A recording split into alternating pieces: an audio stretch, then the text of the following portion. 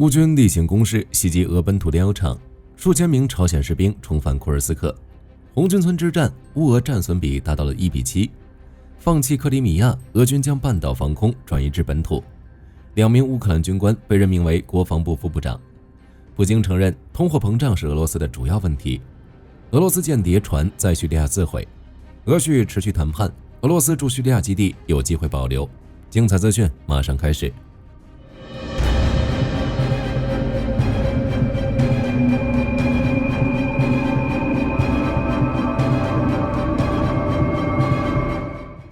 2月8日，乌军开始了例行攻势，使用无人机打击俄本土炼油厂。俄罗斯国防部声称，有36架乌克兰无人机被防空系统击落。伏尔加格勒州州长安德烈·博恰洛夫声称，梅尔任斯卡亚区的一家炼油厂被袭击，但坠落的碎片没有引发火灾，也没有人员伤亡或损害的报告。但实际上如何，相信各位都清楚。本土炼油厂不断遇袭，导致俄罗斯经济进一步恶化，具体问题我们后面再聊。乌俄战场之上，数千名朝鲜士兵已经重返库尔斯克。库尔斯克方向，在乌军反击库尔斯克之后，由于无法应对乌军攻势，俄军第11空降旅的指挥官帕维尔·费利亚耶被解职。不过从最新的消息来看，乌军并没有继续发起新的进攻，而是选择巩固阵地。俄军则是使用光纤无人机来对付该地区的乌军。就跟火力军上期视频说的那样，乌军之后可以攻击库里洛夫卡，逐步拉平战线。当然也不能排除乌军会选择继续进攻乌拉诺克。从乌俄战线来看，乌军的大部分兵力都集中在法纳谢耶夫卡以北，进攻乌拉诺克的可能性不小。如果成功，俄军或许会继续反击并重新夺回博尔基，从而包围普列霍沃的俄军，确保乌军在库尔斯克地区的后勤。如果俄军选择投入更多部队阻挡乌军在博尔基的攻势，那么东北部的谢苗诺夫卡与贝利察就要危险了，就看俄军如何抉择。或许是因为乌军的反攻，沉寂已久的朝鲜士兵也有了新消息。2月7日，泽连斯基表示，俄罗斯再次将数千名朝鲜士兵投入库尔斯克地区，并发起新的袭击，造成数百名俄罗斯和朝鲜士兵伤亡。关于朝鲜士兵的问题，火力军已经聊了很多次了。这次重返前线会造成什么趣事，我们可以拭目以待。库皮扬斯克方向，乌克兰霍尔蒂察集团军发言人维克多·特雷胡波夫少校表示，在德沃里奇纳附近，为了穿越奥斯基尔河，俄军正在使用橡皮艇运送士兵，并在河西岸地区集结，然后攻击附近的定居点。只是这种方式的进攻强度很弱，橡皮艇一次只能运送2到8人。为了躲避乌军的打击，俄军只能选择小规模进行，集结人数有限且没有重装备，结局只有一个，那就是成为炮灰。2月7日，阿喀琉斯无人机系统第429独立团在洛佐瓦方向摧毁了俄军2辆步战车、1辆坦克。根据该团的说法，早上6点左右，俄军突击群向洛佐瓦方向出发，1辆拖王坦克向前行驶，后面还跟了2辆轻型装甲车。第429独立团的无人机机组人员立刻将其摧毁。莱曼方向，《华尔街日报》报道，在未指明的时间范围内，俄军对泰尔内的袭击已经造成超过1000人的伤亡。为了躲避乌军无人机的袭击，俄军开始部署2到3人组成的小型突击队，先用新兵来引诱乌军射击，之后再由训练有素的士兵发动攻击。此外，这段时间莱曼地区处于雨雾天气，这为俄军提供了使用装甲战车发起进攻的机会。这也是为什么俄军会一直向该方向增援。托列茨克方向，有消息称俄军已经占领该地区，并向迪里夫卡附近发动袭击。不过从战线图来看，这是彻头彻尾的谣言。俄军依旧在托列茨克北部地区。目前来看，俄军在托列茨克的战术依旧是靠人力。乌军无人机太多，俄军士兵无法使用装甲战车，大多以3到4人为一组前线，一步步蚕食乌军阵地。这种方式的伤亡太大，前期还能获得一定的成果，但后续一定会乏力。红军村方向，乌俄双方的战线没有发生很大的变化。不过一名俄罗斯消息人士称，俄军目前在巴兰维卡集结军队，看来这是要将打击后勤的战术进行到底。不过在没有解决无人机的方法之前，俄军的进攻注定举步维艰。乌克兰国防部第一副部长伊万哈夫里柳克表示，乌克兰在 FPV 无人机在生产方面优于俄罗斯。自2022年2月以来，乌克兰已经推出1300多种新武器型号，其中大部分都是无人机与无人机弹药。仅在2024年，乌军就批准了250多种新型无人机供士兵使用。也正因如此，即使在红军村地区，俄军士兵的人数是乌军的10倍。乌军还是将战损比拉到了1比7，乌克兰每损失1人，俄军至少损失7人。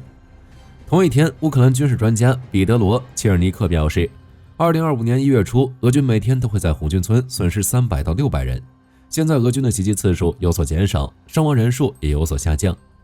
扎波罗热方向，乌军在卡缅西克附近发动排级机械化突击，可惜的是没能取得太大成果。不过，乌克兰空军发言人尤里·伊纳特上校报告称，乌军在扎波罗热州上空击落了一枚俄军滑翔炸弹。一般来讲，滑翔炸弹是很难被击落的，虽然这东西射程较短，但是俄空天军一般都是在自己领土或者俄战区发射，乌克兰的防空系统无法抵达。加上滑翔炸弹有较沉的铁结构，从高空下降的速度极快。未经证实的报道称，乌军使用高射炮击落该滑翔炸弹，但具体情况乌军没有透露，火力军也不得而知。克里米亚方向，俄军的防空能力进一步缩减。阿泰什游击队报告称，俄罗斯陆军司令部开始将克里米亚的防空系统撤回俄罗斯本土，包括第31防空师的系统。在过去一段时间里，乌军通过无人机频繁打击俄本土。俄罗斯也认识到，仅凭现有的防空力量，根本无法保护别尔格罗德、库尔斯克、沃罗涅日和其他地区的军事设施，这导致俄前线的后勤问题进一步加剧。目前，俄罗斯油库和物流枢纽的损失已经达到临界点，如果继续任凭乌军打击，会逐渐影响到前线士兵的战力。俄罗斯只能冒险将克里米亚的防空系统转移至本土。先不提这些系统是否可以保护俄罗斯领土，防空系统转移也就意味着克里米亚的漏洞越来越大。在阿泰什游击队的帮助下，机场、弹药库、克什大桥都将成为乌军的打击目标。接下来的一段时间，我们会经常看到克里米亚某机场或仓库遇袭的消息。从结果来看，克里米亚这是成为弃子了。针对乌俄战场，英国情报部门指出，相比较前几个月，俄罗斯在2025年1月的推进速度有所放缓。这点可以预测到，经过一段时间的人海战术后，俄军遭遇了重大损失，必须进行休整。这段时间也是乌军的机会。目前，乌克兰内阁任命叶夫亨·莫伊修克中将与瓦莱里·丘尔金上尉为国防部副部长。其中，莫伊修克专注发展乌克兰国防军，特别是动员过程和军事训练方面；丘尔金则负责乌军的国防创新和技术发展。乌军接下来的发展可以期待一下了。乌俄战场之外，普京承认通货膨胀是俄罗斯经济的主要问题。2月7日，俄罗斯总理米哈伊尔·米舒斯京表示，俄罗斯的通货膨胀在2024年达到了 9.52%， 而普京声称，截至2025年2月3日，通货膨胀率为 9.9%。 实际上，俄罗斯的通货膨胀率要远高于克里姆林宫公布的数据。多项研究表明，俄罗斯的通货膨胀率接近 20%。 此外，米舒斯京还强调，俄罗斯2024年的失业率只有 2.5%。 这个数字的背后是俄罗斯严重的劳动力短缺，这也间接影响到了乌俄战场。按照乌克兰国防部副部长哈弗里柳克中将的说法，俄罗斯拥有1300多个国防工业设施，大约200万名员工，但依然缺乏数十万工人。这点已经影响到俄罗斯的武器生产速度。自乌俄战争爆发以来，俄罗斯已经将一些武器的产量增加了3到6倍，但依旧无法满足前线士兵的需求，只能依赖伊朗和朝鲜提供的武器。截至2024年12月，俄军向乌克兰发射的炮弹中，大约有 60% 来自朝鲜。至于经济问题，普京的解决方法是为燃料和能源综合体寻找新的市场，只是就火力军而言很难。目前俄罗斯正在面临严重的石油运输危机。1月份，美国财政部制裁161艘参与运输俄罗斯原油的油轮，并增加了一系列制裁措施。特朗普上台后并没有放松这些限制，甚至还计划加大制裁力度，这导致俄罗斯石油出口的运输成本急剧增加，很难维持其之前的出口水平。这或许会进一步加剧经济问题，而不是解决问题。中东地区，俄罗斯间谍船在叙利亚自毁，俄叙持续谈判，俄罗斯驻叙利亚基地有机会保留。根据美联社的报道，在2025年1月下旬，俄罗斯侦察船基尔丁号在叙利亚海岸附近发生火灾。报道称，该船起火燃烧了4个小时，很可能是在发动机舱。在局势失去控制的情况下，基尔丁号收到了北约船只的援助提议。有意思的是，该船的船长并没有接受。表面上看，这件事没有什么特殊的地方。俄罗斯海军最出名的地方就是军舰设备老化，忽视安全准则，起火没什么大不了的。但问题在于，这艘船在叙利亚海岸做什么？从编制上来看，基尔丁号隶属于俄罗斯黑海舰队第519独立侦察师，其永久部署基地在塞瓦斯托波尔。那么吉尔丁号是为什么会来到叙利亚海岸附近呢？根据目前的信息来看，在2022年夏季，吉尔丁号就作为俄罗斯海军在地中海行动小组的一部分，进入阿尔及利亚的一个港口。不过，由于乌俄战争，土耳其封锁海峡，禁止任何军舰进入，这使得吉尔丁号无法返回克里米亚。而根据北约的评估，吉尔丁号正在收集北约海军在地中海活动的情报，特别是土耳其地区。只是在远离北极和波罗的海地区，俄罗斯海军很难维持船只的后勤。吉尔丁号起火就是最好的证据。在叙利亚地区，俄罗斯的空军和海军基地还有机会保留。叙利亚临时国防部长在接受《华盛顿邮报》采访时表示，如果对叙利亚有好处，叙利亚对俄罗斯保留基地持开放态度。说白了，就是另类的经济救济，以改善叙利亚严峻的经济状况。自阿萨德政权倒台以来，叙利亚就一直从各种来源游说经济救济。不过就火力军而言，俄罗斯与欧盟选哪个根本就不用考虑。与俄罗斯合作可能会阻碍欧盟取消对叙利亚的制裁计划，而且俄罗斯自己的经济情况也不是很好，无力掏钱买基地。据莫斯科时报报道，俄罗斯总统普京解雇了航天局局长尤里·鲍里索夫，相应的法令已公布在克里姆林宫官网上。公开资料显示，自2011年以来，鲍里索夫一直负责重整军备计划，先是担任军工委员会副主席，然后是国防部副部长，后来是副总理。在他的带领下，俄罗斯军工联合体的年营收一度高达2万亿卢布。按照他的计划，俄罗斯后续的行动本应是生产新型阿玛塔坦克、新型战略轰炸机以及600架战机和数千架直升机。但随着乌俄战争爆发，鲍里索夫的计划彻底失败了，因为俄罗斯军队开始用旧装备全面入侵乌克兰。接着，鲍里索夫又对外宣称，俄罗斯国家太空发射计划也失败了。据统计，国家航天公司于2023年仅进行了19次发射，比2022年少了3次，比2021年少了1/4。随后，鲍里索夫用美国的制裁来解释这些结果。同样，在鲍里索夫的领导下，俄罗斯半个世纪以来的首次登月太空任务也失败了。准备了10多年的卢纳25空间站在试图登陆月球时坠毁，鲍里索夫则将失败的原因归咎为这项研究计划已中断了50年。虽然俄罗斯尚未具体说明解雇鲍里索夫的原因，但以他的上述经历来看，普京此举也不无道理。而且根据一些传闻，其实早在去年秋季就有消息称鲍里索夫要辞职，而他与普京的最后一次会面也发生在去年11月。随着如今正式下发法令，也就意味着俄罗斯又将缺少一位高层。至于鲍里索夫的继任者，则是该国交通部前副部长德米特里·巴卡诺夫。据俄罗斯报报道，俄罗斯卡拉什尼科夫集团开发了一种最新型的短程防空导弹系统，代号为树冠，即将在今年阿布扎比国际防务展上进行公开展示。按照卡拉什尼科夫集团的说法，树冠系统是对松树、捕鸟者和箭石短程防空导弹系统的进一步发展。其研制工作参考了诸多防空武器的实战经验，除配备侦察和火控设备外，还拥有机动式或固定式作战模块。其中，机动式作战模块安装在 PTR-82A 装甲车上。根据公开的消息来源，该系统配备一种可伸缩的小型雷达，甚至在夜间也能确定高度5公里、距离10公里范围内的小型无人机的精确坐标。至于它所使用的导弹型号，则主要为 9M340 和 9M333。其中 9M340 导弹的飞行速度可达每分钟875米，射程可达10公里，且配备不受光电干扰以及热诱弹影响的半自动激光火控系统，可在受干扰的复杂环境中依然能够有效工作。而 9M333 导弹则装有3波段光电导引头，可摧毁5公里范围内目标，飞行速度为每分钟550米。此外，报道还称，由于乌军在战场上频繁使用各种无人机，而俄军只能使用传统射击武器或者是电子战系统来对其进行打击，但这些措施只能反制小型无人机，在对抗中型无人机时，则需要动用短程防空导弹系统。而树冠系统正好可以扩充俄军的短程防空导弹系统产品线，除可用于部队野战防空外，该系统还能接入俄罗斯的统一防空系统，可助力其打造多层防空保护圈。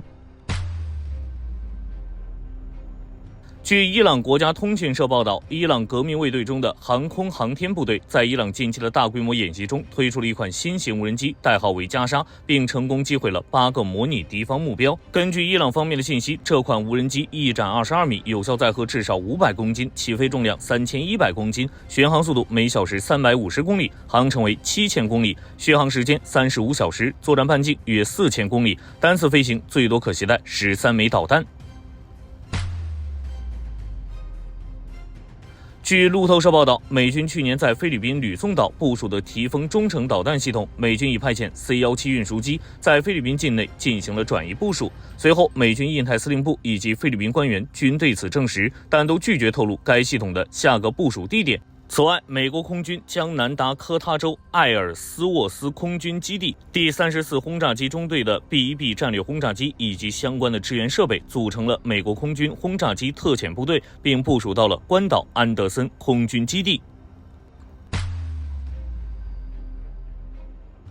据 BBC 报道，继不久前的瞄准吊舱坠落事件后，英国空军近日再次出现意外，一架台风战机在飞行过程中座舱罩突然坠落，随后飞行员采取应急措施，紧急降落回科宁斯比的空军基地。目前，英国空军证实了该事件，并称并没有造成其他财产损失。据初步调查，此次事故疑似为鸟击所造成，但具体原因仍在调查中。